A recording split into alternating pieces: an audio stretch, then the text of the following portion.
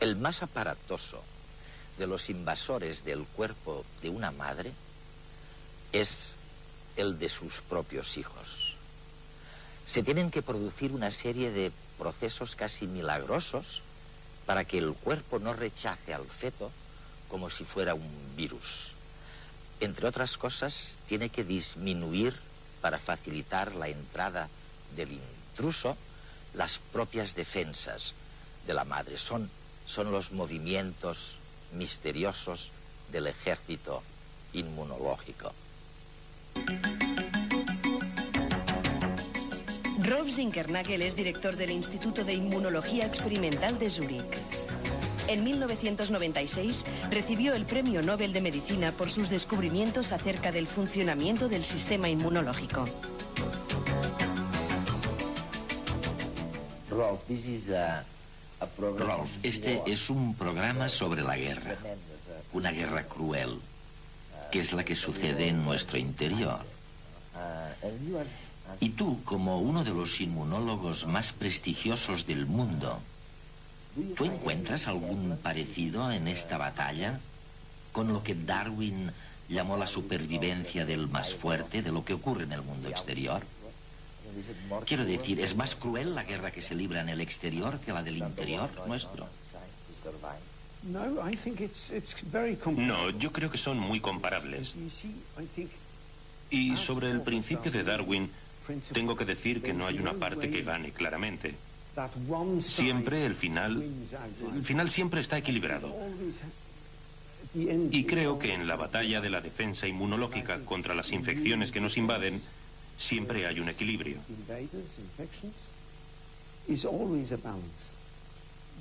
Ninguna de las dos partes gana, ni rápida ni eficazmente. ¿Y no hay especies en el interior que desaparecerán algún día? ¿No hay invasores que pierden su nicho y desaparecen para siempre? Sí, y en realidad algunas tienen que perder la batalla. Por ejemplo, el virus de la poliomielitis o el del sarampión. Cuando estos virus infectan, se deben eliminar de 7 a 14 días. Y si esto no sucede, la persona muere o se pone muy enferma. Desde ese punto de vista, se pueden distinguir 3 tipos generales de infecciones. La primera no es relevante, ya que son bacterias que hay en la tierra o en los bosques que nunca saltan a los humanos.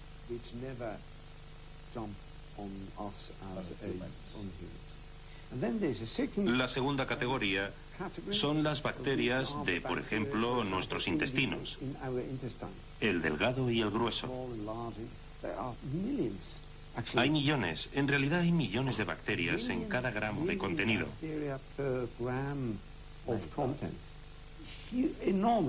Es una cantidad enorme y están localizadas en nuestro estómago o en la superficie de los pulmones y realizan algunas funciones, como la digestión.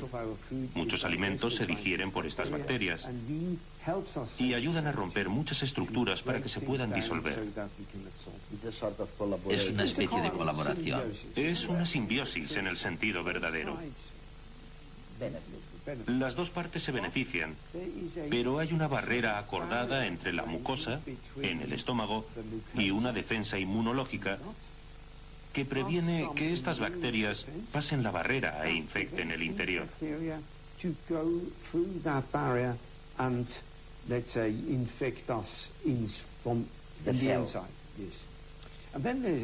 Y luego hay una tercera categoría de bacterias que provocan infecciones patógenas. La salmonela, la tuberculosis, la lepra y también muchos virus. Pero ahora me tienes que contar un secreto que nunca he comprendido. ¿Cómo diablos un anticuerpo de nuestro propio cuerpo puede reconocer un antígeno, lo llamáis antígeno, que nos está invadiendo, que entra en el cuerpo? Y, bueno, oye, ¿cómo lo hacen esto? ¿Es alguna molécula que les dice, ese es tu enemigo? ¿O es una carga eléctrica o es otra cosa? ¿Qué es que les permite reconocerlo?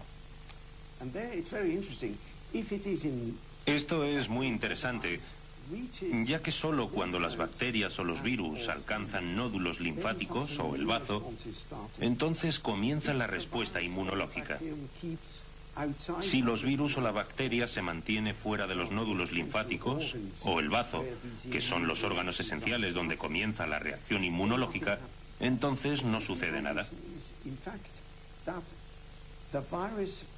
La segunda condición es que los virus o las bacterias, los invasores, deben tener estructuras, en la superficie o en el interior, que son diferentes a nuestras propias estructuras, ya que el sistema inmunológico no debe atacar a nuestro organismo, sino solo a algo que pueda ser nocivo o causar algún daño.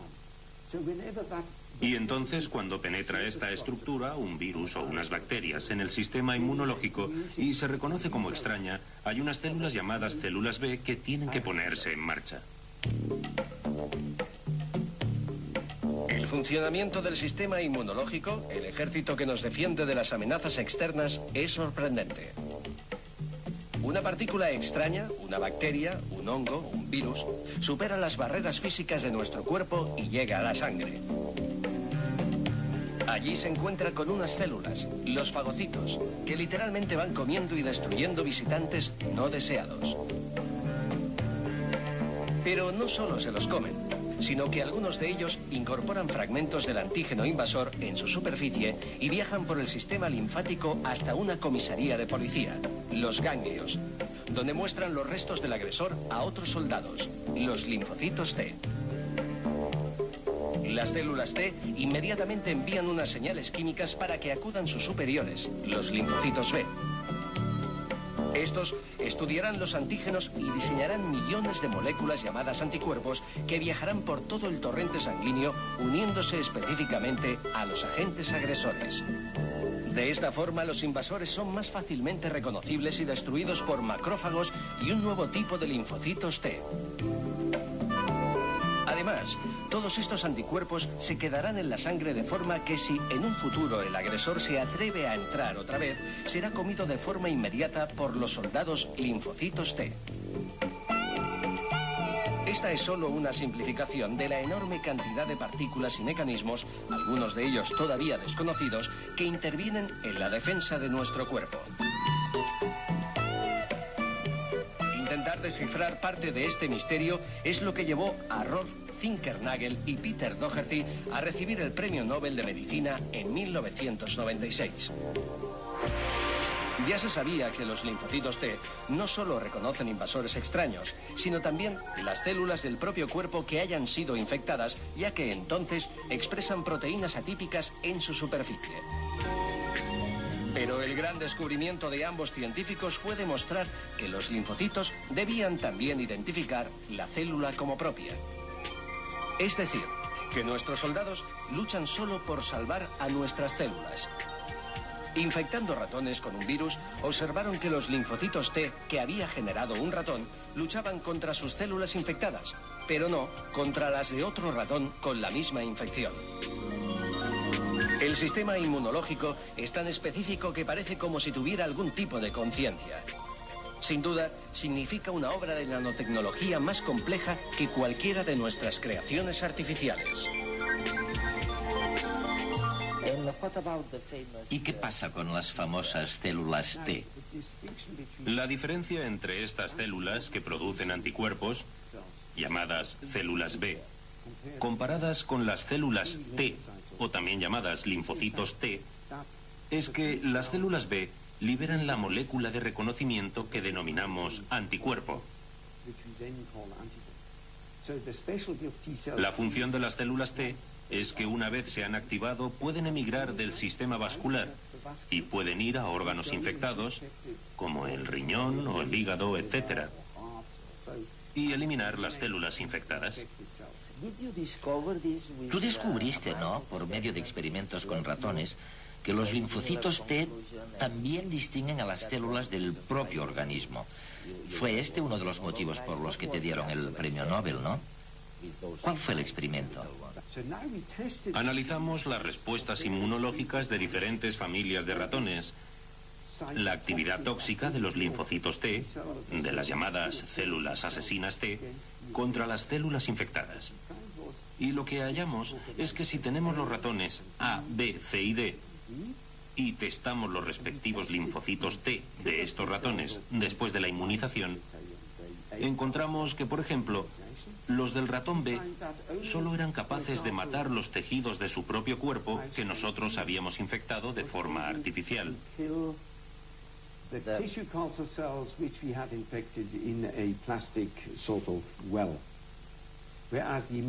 Mientras que las células inmunológicas de la familia de ratones B en las células infectadas T no funcionaron. Esto significa que las células T reconocen dos cosas o combinaciones, un poco del virus y un poco de la propia estructura celular. Del propio organismo. Exacto. Y esto fue una sorpresa, ya que los anticuerpos solo reconocen a los virus y no a las propias células. Rolf, vamos a otro tema muy interesante, el de la posible vacuna contra el cáncer. Te he oído decir que para ti es un misterio, ya que ¿cómo es posible que podamos solucionar tan fácilmente la polio, por ejemplo, o el sarampión, y todavía no sabemos qué diablos hacer con los tumores y cosas parecidas? La gente de la calle está empezando a pensar que son problemas similares y aparentemente no lo son. Hay algo que no entendemos en este asunto.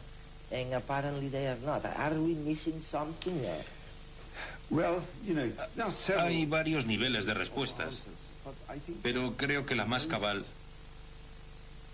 es que lo importante para los seres humanos es sobrevivir durante unos 25 años.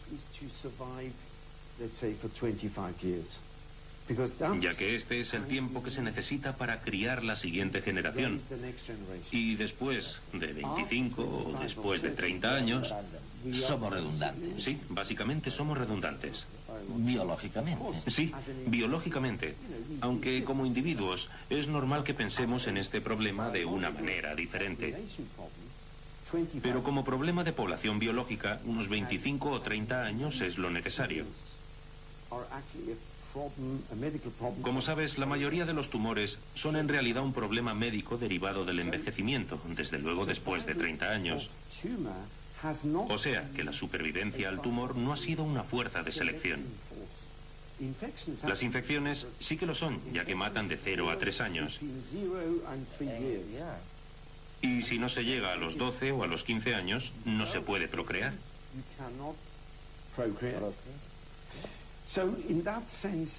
De esa manera, es comprensible que algunos tumores, como los sarcomas o carcinomas, no estén en el centro de interés del sistema inmunológico, ya que este sistema ha evolucionado para solucionar grandes infecciones. Ahora, la pregunta es, ¿podemos utilizar lo que sabemos del sistema inmunológico para de todas formas aplicarlo a los tumores? Las vacunas consisten en simular una infección para presentar un agente patógeno al sistema inmunitario, de manera que éste ya lo conozca y esté preparado para dirigir rápidamente un ataque específico contra él si se produce una infección real. Una vacuna puede estar constituida por el agente patógeno entero, atenuado o muerto, o tan solo por una parte de él, puesto que lo que reconoce el sistema inmunitario son componentes de su superficie, que se denominan antígenos. En ocasiones, estos antígenos cambian constantemente. Es el caso de algunos virus como el de la gripe, que con una tasa de mutación elevada obligan a renovar cada año las vacunas para que sean efectivas frente a la versión más reciente del virus. Es también el caso del virus del SIDA, que además infecta células específicas del sistema inmunitario, lo que dificulta la tarea de encontrar una inmunoterapia efectiva e inocua a la vez. Otro campo en el que se han puesto grandes esperanzas es el de las vacunas contra el cáncer.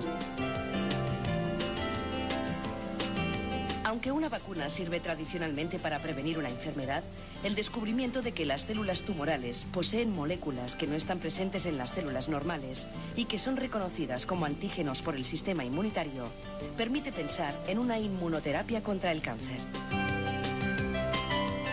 Una de las estrategias más utilizadas es estimular unas células específicas de nuestro sistema de defensa, llamadas células dendríticas, para que identifiquen los antígenos de las células tumorales y actúen contra ellas.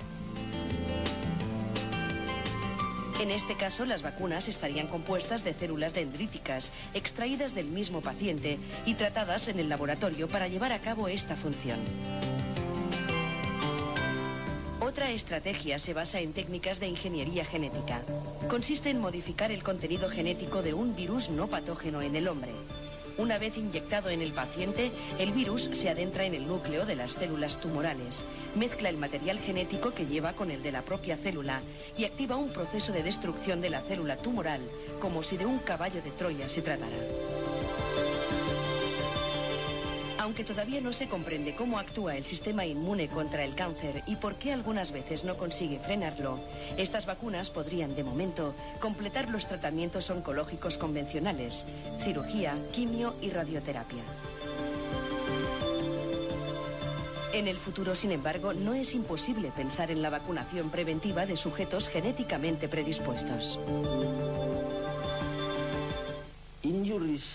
En tus investigaciones, ya sé que esto no te gusta nada decirlo, pero si se te preguntara, o por la noche cuando te vas a dormir, reflexionaras con tu almohada,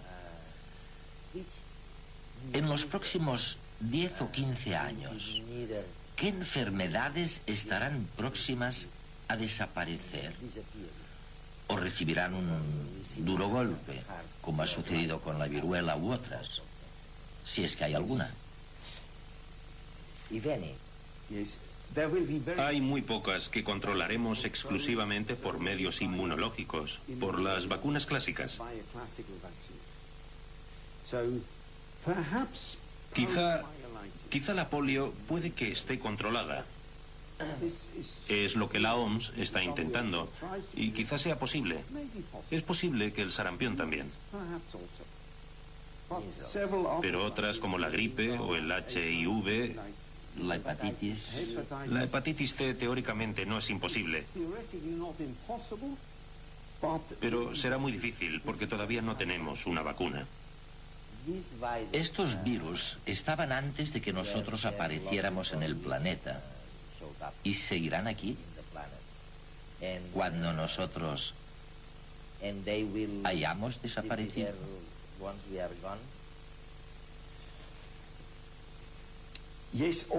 Sí, todos estos de los que estamos hablando. Quizá no esté la variedad de HIV que existe ahora en los humanos, pero hay un virus muy parecido en los monos, el llamado SIV, y hay virus similares en otras especies. Es posible que los virus específicamente humanos desaparezcan con la humanidad. Pero habrá muchos similares, y si la humanidad se volviera a desarrollar, podrían saltar de nuevo a los humanos. De manera que esta cuestión tan difícil... Bueno, por ejemplo, ahora se habla de si la viruela de los monos, es decir, la viruela que existe en los monos, puede volver a saltar a los humanos. Y teóricamente no es imposible. Aunque no es un proceso fácil, ya que la adaptación de la viruela a los monos es muy difícil. Es decir, solo una mutación no será suficiente. Tendrán que acumularse varias mutaciones para hacer esto posible. O sea que de cara al futuro tendremos esta mezcla de vacunas y fármacos. Y otra cosa que tú también has mencionado, una buena dieta, no consumir alcohol, no fumar y hacer ejercicio. Bueno, ya sabes que mi argumento es el siguiente. Si analizamos los grandes problemas médicos, que son un gran gasto público, y nos preguntamos de una forma muy general, ¿cómo podemos reducirlos? Creo que las vacunas han tenido un gran éxito. También los antibióticos han tenido mucho, pero las enfermedades cardiovasculares, los problemas tumorales y todas las enfermedades degenerativas crónicas no se pueden tratar con antibióticos ni tampoco con vacunas.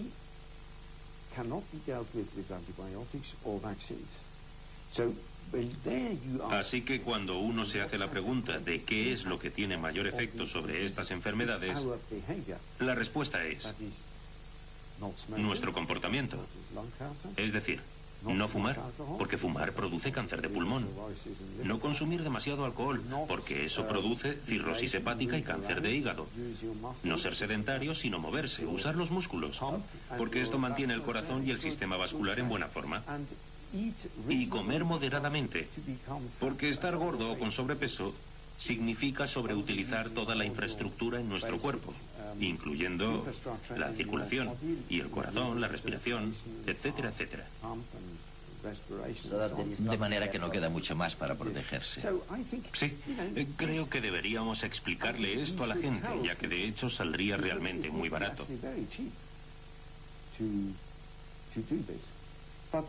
Pero requiere siempre nuestro propio esfuerzo. Y es mucho más fácil comprar una píldora y tomársela que empezar a hacer algo al respecto. Como dejar de fumar. Sí, como dejar de fumar.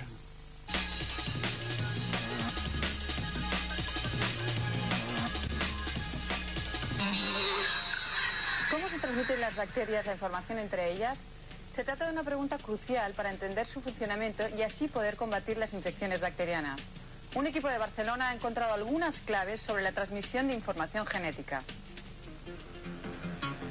Un equipo de expertos de Barcelona ha dado un paso adelante en el conocimiento de la transmisión de información genética entre bacterias.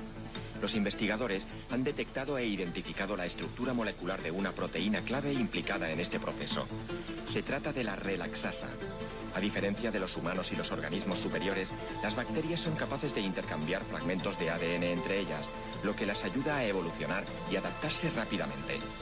Esta ventaja representa un grave peligro para la salud humana, ya que como consecuencia de esta capacidad desarrollan mutaciones y crean resistencias a los antibióticos.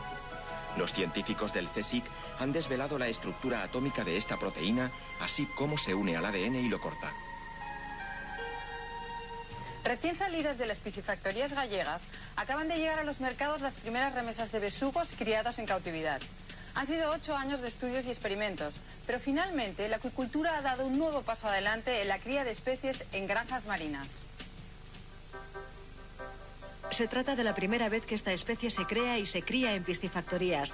Ha sido en La Coruña, donde tras 8 años de investigaciones han conseguido producir la primera generación de besugos en cautividad.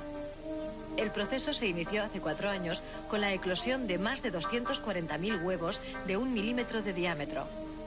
Los alevines han crecido y se han desarrollado en el recinto de engorde hasta alcanzar su peso adulto, 1 kilo aproximadamente. En libertad, estos peces viven a una profundidad de entre 200 y 500 metros y se alimentan de moluscos y crustáceos. Viven una media de 15 años y pueden alcanzar el medio metro de longitud. La calidad de los productos criados depende de las condiciones ambientales y del tipo de alimentación recibida. Seguridad y estabilidad son las dos características imprescindibles para disfrutar de unas buenas autopistas. Su mantenimiento es caro y pese a los avances técnicos aún se realiza de forma manual. En Arkansas acaban de idear un vehículo que permitirá chequear las vías rápidas con mayor facilidad y eficacia. En la actualidad, la revisión de las autopistas se basa en la observación humana. Los operarios que se encargan de esta tarea rastrean los puntos negros de los carriles. Este proceso es lento y poco viable. Para evitar problemas y aumentar la efectividad, en la Universidad de Arkansas han ideado un vehículo totalmente automatizado que detecta todo tipo de grietas y tensiones superficiales de cualquier tamaño. El automóvil opera a gran velocidad y bajo condiciones meteorológicas muy diversas. De hecho, puede recoger y analizar datos con una resolución de hasta 1 milímetro a 120 kilómetros por hora.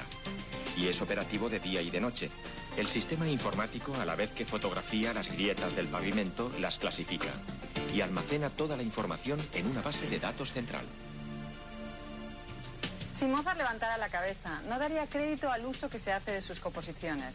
Y es que acaba de hacerse público un estudio donde se demuestra científicamente que escuchar música 20 minutos al día alivia los dolores crónicos que generan enfermedades como la artrosis.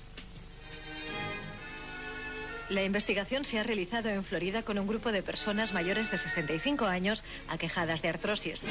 Algunos de ellos escucharon cada día durante 20 minutos una pieza de Mozart a lo largo de 14 días seguidos, mientras otros se dedicaban a descansar.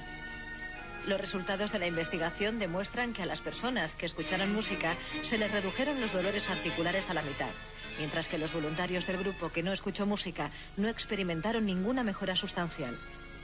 Según los encargados de la investigación, el efecto positivo de la música se debe a que el organismo, al escuchar las notas, libera endorfinas, sustancias que producen bienestar y reducen los estados dolorosos. El año que viene entrará en funcionamiento un gigantesco observatorio dedicado a analizar los rayos cósmicos que chocan con la atmósfera terrestre. La instalación estará situada en La Pampa, Argentina, y rastreará una superficie superior a los 3.000 kilómetros cuadrados. El complejo contará con más de 1.600 detectores, por lo que será la red astronómica más grande del mundo. En su construcción participan 14 países, incluida España. El observatorio estará dedicado a estudiar la lluvia de partículas producidas por rayos cósmicos ultraenergéticos que inciden sobre las capas altas de la atmósfera. Su análisis representa una gran oportunidad para descubrir los mecanismos ocultos que rigen el universo. Estos rayos son partículas del espacio exterior que continuamente bombardean la Tierra. Los físicos quieren averiguar cómo la naturaleza es capaz de acelerar estas partículas, dotándolas de una energía mucho mayor que la que se consigue en los aceleradores terrestres. Según las previsiones, se registrarán unos 30 rayos cósmicos al año.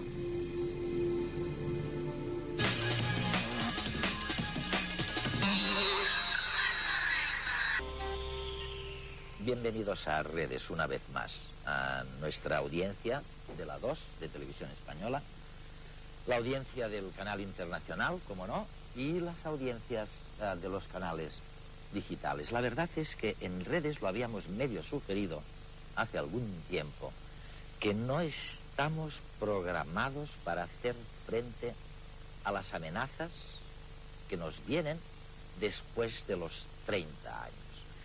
Y es que el organismo se ha cuidado, el sistema inmunológico, se ha cuidado evolutivamente de prepararnos para defendernos contra viento y marea hasta los 30 años. Bueno, han oído a Zinkernagel, el premio Nobel, decirlo. Hasta los 30 años yo me ocupo. Pero después, una vez ya efectuada la procreación, bueno, realmente somos algo redundantes y no ha dado tiempo, Miguel, no ha dado tiempo, parece, a que nuestro organismo, nuestro sistema inmunológico, nos defienda de enfermedades como el cáncer, las enfermedades degenerativas, que nos vienen después de los 30 años, ¿no? Bueno, eso muy bien, yo estaría dispuesto a aceptarlo, pero, oye, ¿y las infecciones de garganta? ¿Y los males de oído? Las otitis de los niños, de las nietas y de las hijas en su edad más tierna? ¿Eso es también una condena eterna o vamos a solventarlo un día? Bueno, yo creo que sí, inevitablemente estamos rodeados de multitud de organismos, de microorganismos que han de invadirnos para sobrevivir. Y por lo tanto ese combate, esas metáforas bélicas que han surgido en algún momento al hablar del sistema inmunitario son muy apropiadas, porque realmente cuando hablamos del sistema inmunitario hablamos de un sistema defensivo enormemente sofisticado, pero no perfecto. Por lo tanto, inevitablemente algunos microorganismos logran penetrar en esas barreras, logran replicarse, multiplicarse, y la eficacia del sistema inmunitario, de la respuesta inmunitaria, va a ser variable. En algunos casos consigue erradicar al enemigo, consigue destruir al enemigo, y en otros casos se llega a establecer en ocasiones una cierta coexistencia pacífica, y algunos microorganismos perviven en nuestro organismo. Algunos virus, por ejemplo, algunos herpes virus se mantienen en una situación de latencia y no son completamente eliminados, y aprovecharán cualquier alteración en esos mecanismos defensivos para penetrar, volver a replicarse. Están presentes. Carmen, y en el sistema nervioso eso ya debe ser, bueno, muchísimo más complicado, ¿no? ¿Juega el mismo tipo? ¿Hay una relación entre el sistema defensivo, este ejército inmunológico que en el cuerpo nos protege de todos estos virus, y el sistema nervioso? Bien, el cerebro es un órgano que se ha considerado que está inmunológicamente privilegiado, en el sentido, digamos, de que está protegido, ¿eh? Y esto es debido a la existencia de la barrera hematoencefálica, que impide el paso de determinadas moléculas que circulan en el torrente sanguíneo. Sin embargo, por supuesto, en el cerebro también se dan infecciones. ¿Cómo cuáles? Pues, sin ir más lejos, los casos de meningitis. Sí. Hay procesos inflamatorios crónicos en el sistema nervioso central con un componente inmunológico claro. Hay una patología, por ejemplo, la esclerosis múltiple, con un componente autoinmune que lo que desarrolla es un proceso de ataque inmune frente a las células productoras de la mielina que envuelven los axones de las células nerviosas, y lo que impide es la conducción nerviosa. Por tanto, también hay respuestas inmunológicas en el cerebro. O sea, hay una respuesta inmune intracerebral. Existe. Lo que pasa es que está más limitada. Oye, y luego vienen los ataques del cerebro, ¿no? Quiero decir, una persona que sumida en la depresión... Ya, pero eso es diferente. Que sí, pero que afecta su sistema inmunológico. ¿Es cierto esta historia o no es cierto? Bueno, yo creo que es que en la percepción de todos está la idea de que una situación de bienestar mental, sí, de felicidad, de bienestar, pues conlleva un mejor funcionamiento del sistema inmunológico, en el sentido de poder hacer frente mejor o ser menos susceptible a pescar, entre comillas, infecciones o enfermedades. Y de hecho hay una comunicación bidireccional entre el sistema nervioso y el sistema inmune. Eso que al principio era poco aceptado por los inmunólogos, hoy sabemos que las células del sistema inmunológico están inervadas por fibras nerviosas simpáticas, y que además las células, los linfocitos, macrófagos, etcétera, los diferentes componentes celulares tienen receptores para hormonas, neuropéptidos que van a influenciar la reactividad. Oye, vamos a volver sobre este tema, sí, Carmen, porque ahora es el momento del experimento. Muy bien. Y el experimento hoy va de circuitos, de la influencia de los fenómenos eléctricos sobre los campos magnéticos. Fue un danés el primero que lo puso de manifiesto, y lo hizo, se lo pueden imaginar, bueno, con una brújula, con un imán y con un cable.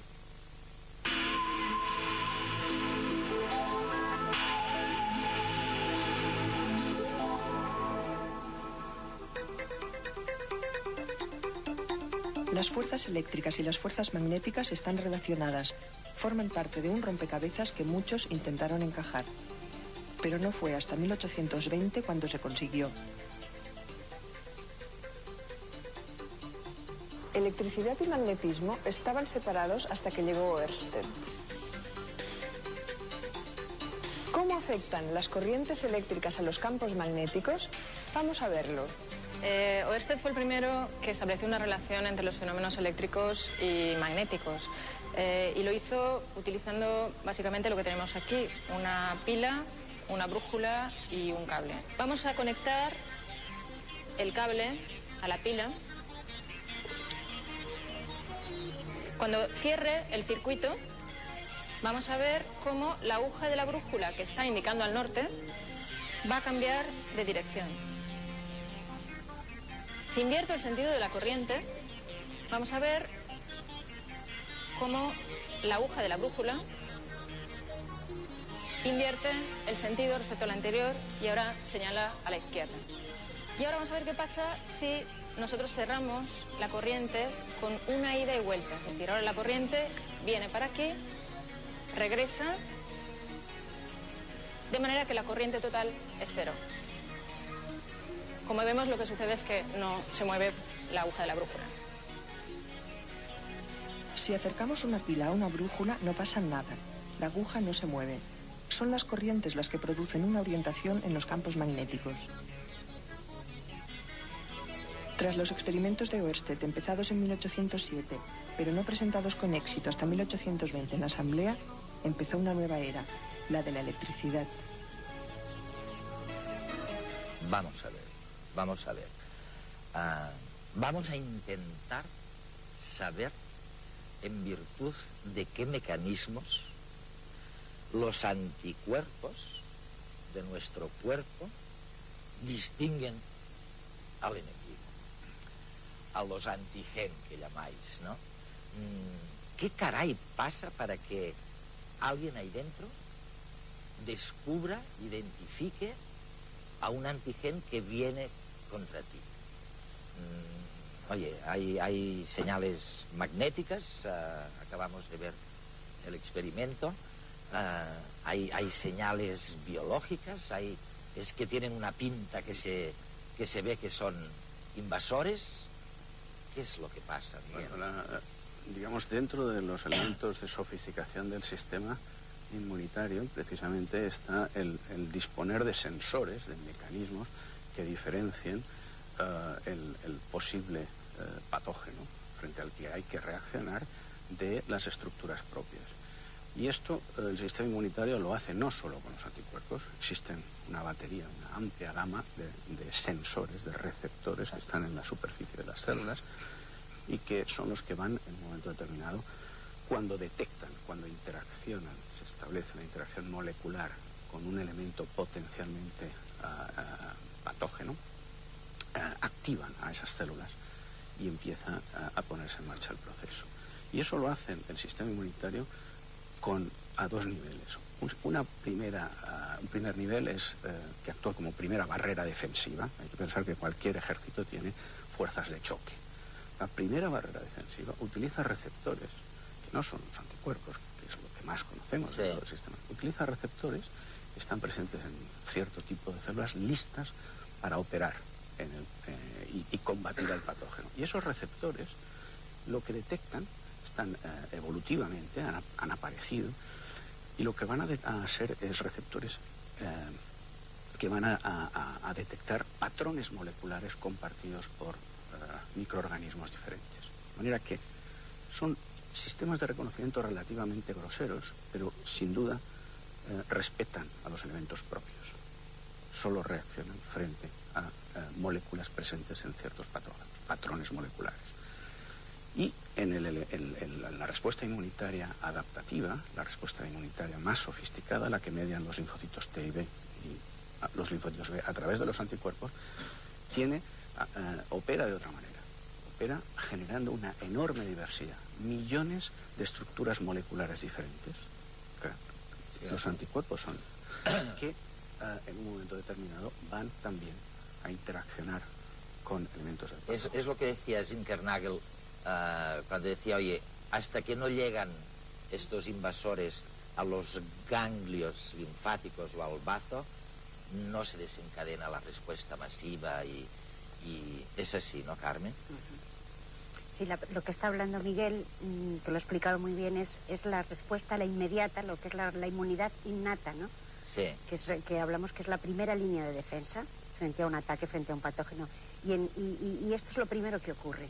Efectivamente, ahora precisamente creo que es un descubrimiento reciente y que va a suponer una importante investigación en el tema de la inmunidad innata, y que se han descubierto estas receptores o proteínas que reconocen los diferentes patrones moleculares que existen en diferentes patógenos, desde virus, bacterias y otro tipo de compuestos. Miguel, vamos a ver, en el tema de vacunas o fármacos,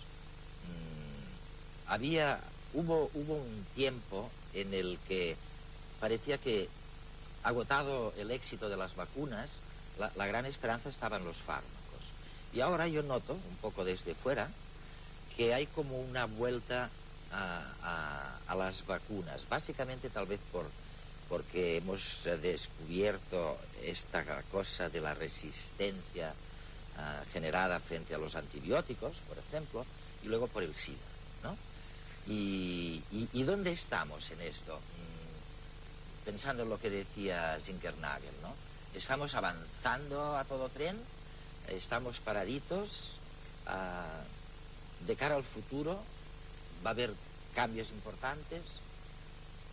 Bueno, yo creo que en primero los dos abordajes naturalmente son complementarios, es decir, utilizar fármacos o explotar la propiedad del sistema inmunitario para que reforzar el papel del sistema inmunitario y que ese sistema inmunitario proteja frente a un nuevo ataque, que es el concepto de la vacunación.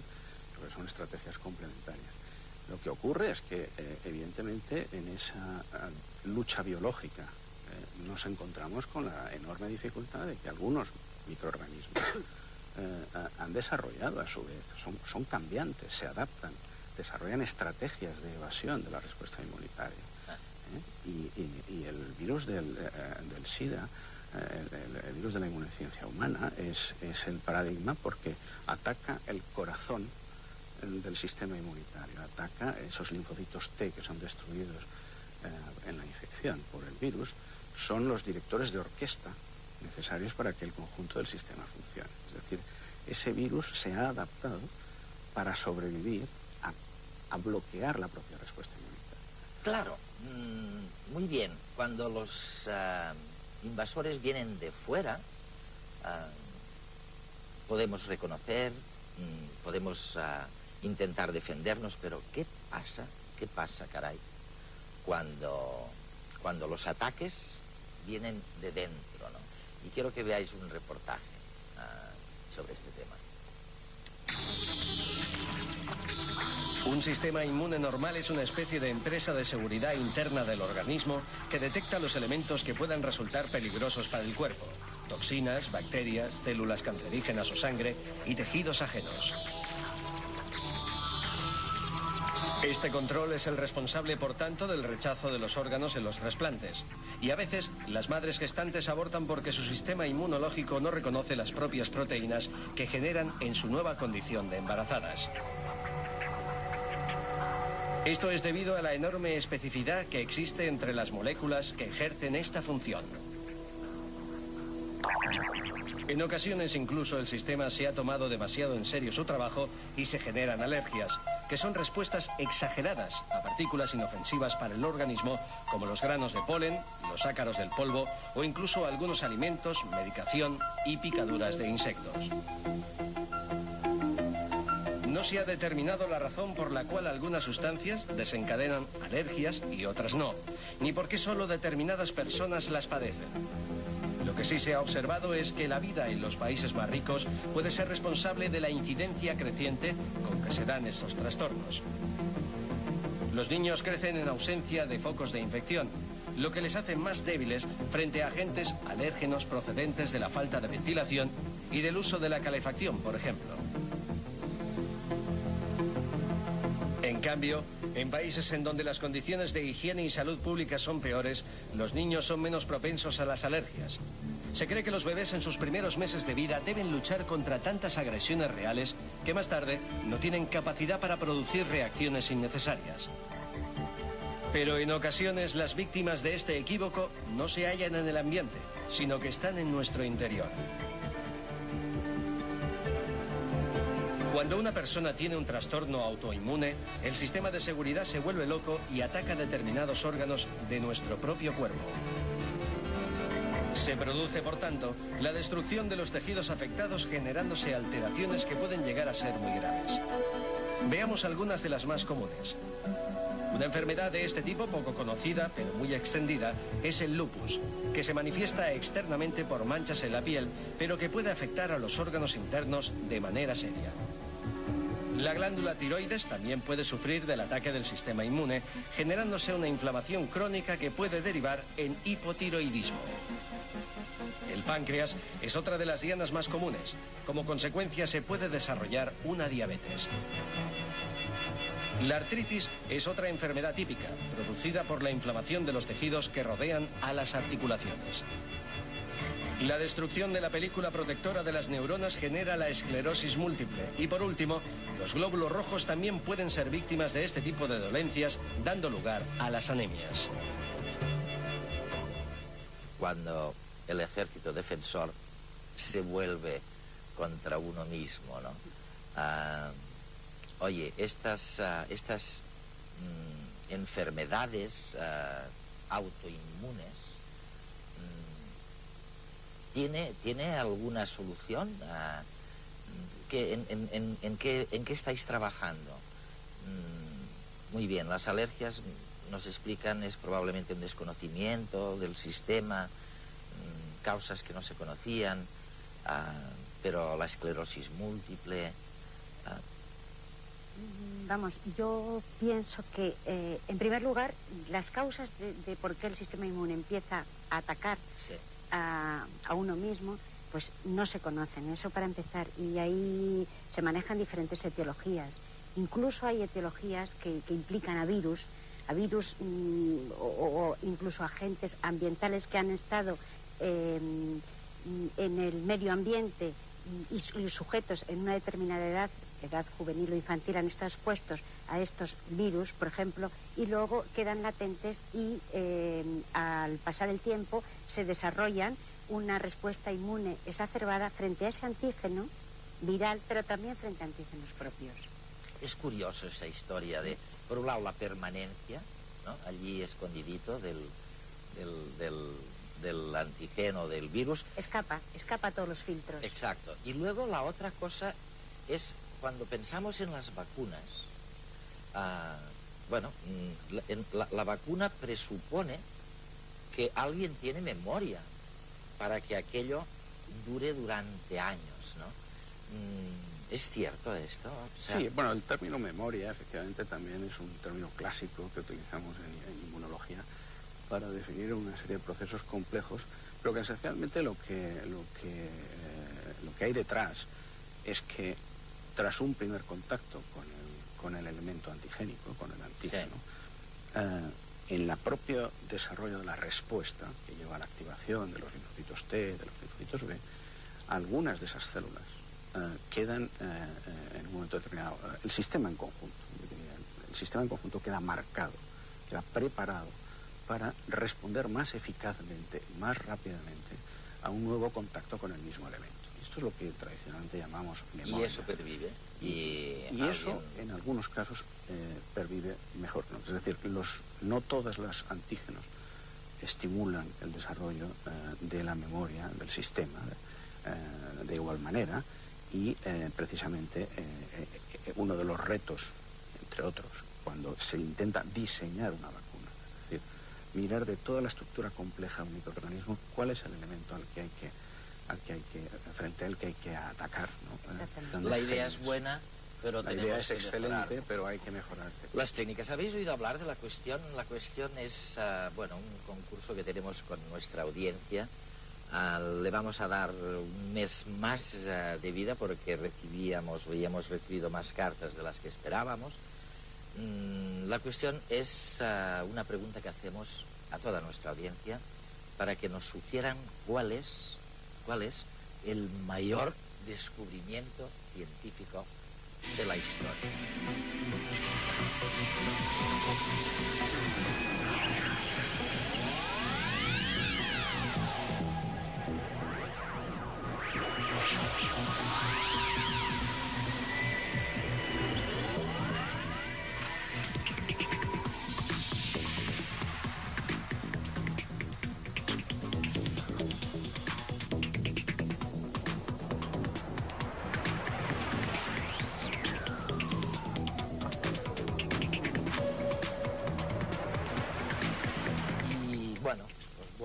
Solo a citar algunas de las últimas, una que empieza por Hola, de Jorge Sanz Barea, de Lugo, y para Jorge el mayor descubrimiento, dice, 1 segundo es la duración en la que transcurren 9.000 millones periodos de la onda correspondiente a la transición. Bueno, oye, complicadísimo, pero luego resulta más fácil y está muy bien escrito.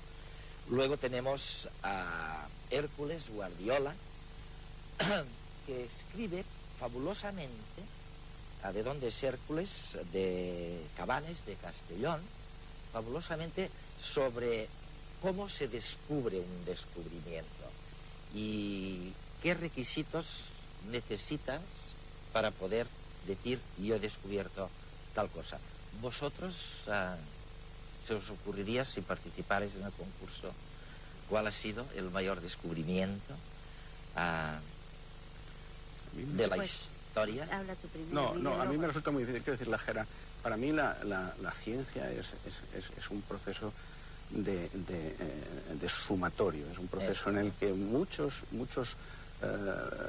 científicos a lo largo de la historia van añadiendo elementos a un rompecabezas, y naturalmente cualquier opinión siempre va sesgada por el campo en el que uno trabaja, ¿no? Claro. Es decir, yo no me atrevería a calificar ningún descubrimiento dentro del ámbito de la inmunología como el mayor de la historia. No me atrevo. ¿Qué pasa lo mismo? Sí, a mí la doble hélice del ADN o luego la tecnología del ADN recombinante a mí me parece que han sido descubrimientos muy importantes. De todas maneras, es cierto lo que dice Miguel, cualquier avance científico genera más cuestiones, más interrogantes que respuestas. Y es por Abre eso, más expectativas. claro, y es por eso seguramente que por mucho que avance la ciencia, siempre habrá una componente de magia y de misterio que lo tendremos que atribuir su solución no a la ciencia, sino a la casualidad o a la magia. Cuesta aceptar eso para un científico, pero es así.